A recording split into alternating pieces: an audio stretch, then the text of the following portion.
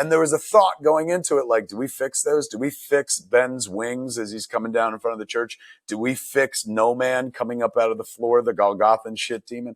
And then I was kind of like, you know what? Like, let it be the movie of its era. Like, that's what it looked like in 99. That's the movie most people remember, if they remember it at all. Let's not fuck with what they remember and stuff. So it looks beautiful. Fill them pews, people. Hook them while they're young. Kind of like the tobacco industry. Christ, if only we had their numbers. Snoogans.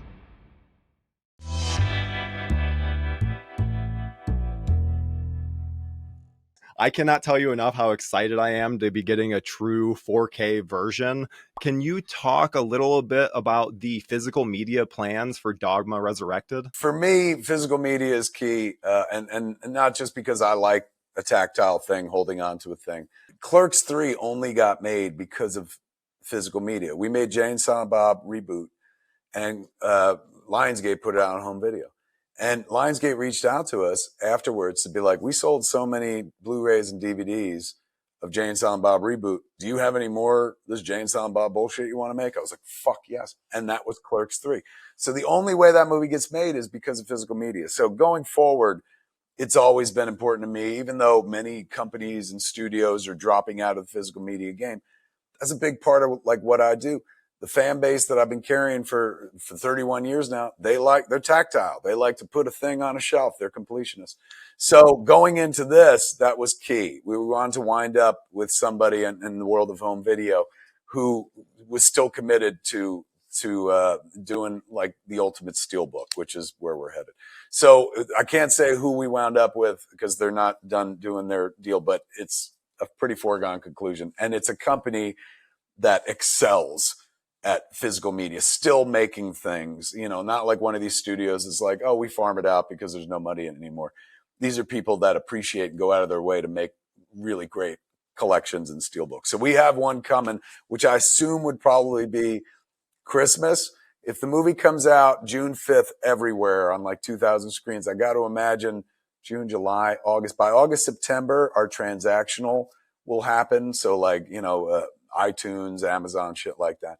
And I think the steelbook by Christmas, the physical media by Christmas. What's the restoration process been like? Because I know there's a fine line between updating it and pissing off the fans who remember it a certain way. The nice thing about like just up-resing to 4K is you'll never piss anybody off. As long as they can still see the grain, as long as it still looks like a film and stuff.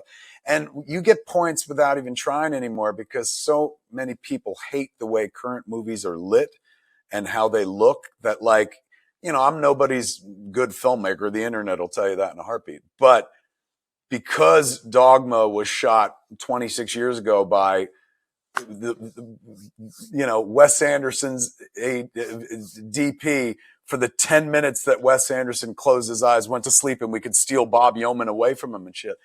Because of that, I shot my first widescreen format movie. We shot Super 35. It wasn't Panavision, but we shot for 2:3 aspect ratio. And it has aged well. You got to remember, like I remember proto-internet, early days of the internet, a criticism laid against me for this movie that some rando had wrote that I still carry with me like fucking herpes to this day. They went after the scene with Alan Rickman and Linda Fiorentino in the Mexican food restaurant. They're like, this motherfucker does not know how to match his sizes. He's going, look at the changes between the sizes of Linda's shot and Alan's shot. And that haunted me so much that to this day, whenever I'm shooting coverage, I was like, we have to measure to make sure that these sizes are the exact same. I don't want to hear from that guy on the internet ever again.